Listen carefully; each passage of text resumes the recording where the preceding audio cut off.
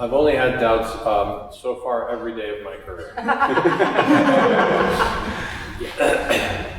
I think I go back to the thing that I said earlier, me personally, which is I ask two questions of myself, which is what do I have to learn here and how can I contribute? And I think failure feels really powerful when I was in my early 20s. Failure felt much more traumatic than it does to me now. And I've had numerous ventures, musical groups, opportunities, things that I've been involved in that just I was convinced were going to be the next big thing, and all just totally tanked.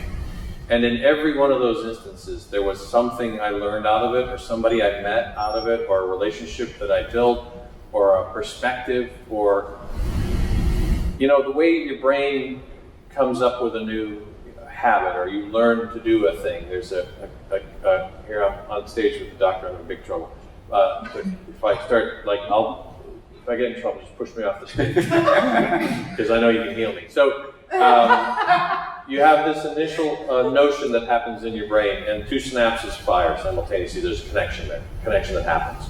And the more frequently that happens, there's this thin coating called myelin that will insulate and protect that thing. And so the more often I've gone through a procedure, I've been on stage a few thousand times, and I'm confident that even him pushing me off the stage, I'll figure out a way to deal with. Because I've done it enough times, I've failed enough times, that I know that it isn't fatal. One day it might be, but right now, and hopefully not tonight, it isn't. And so it's recognition that doubt is part of the process. There's a great book called The War of Art by a guy named Stephen Pressfield. And he's an author. And it's not a very thick book, maybe 150 pages maybe. And there's an incredible concept in there, which is the resistance. And the resistance is the thing, it's doubt, and it's fear, and it's judgment. And his position, which is my position, because I stole it from him, is that you can run from the resistance. You can say, uh-oh, mountain lion, and go that way. Or you can use the resistance as a compass and let it guide you, because it's a place that's uncomfortable, and maybe there's growth there, and maybe there's opportunity there. And it's uncomfortable, but if you head in that direction, then it might lead you to the thing that you need. And so to overcome that doubt, you might need to listen to what is the thing that I'm running from? What is it that I'm afraid of? What am I afraid people are going to find out?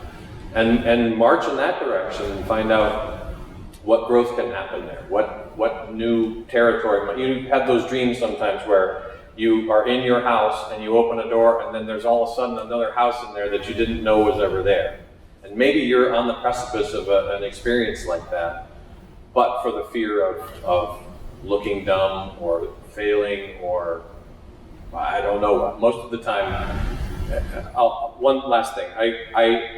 When I'm coaching musicians, stage fright is a real paralyzing experience for many, many people. And so I put them through the and then what exercise. And the and then what exercise is, who would be nervous about coming up on stage? And someone raises their hand and I would say, okay, what are you afraid would happen? And they say, I'm afraid I would mess up. And I would say, and then what? And then people would laugh.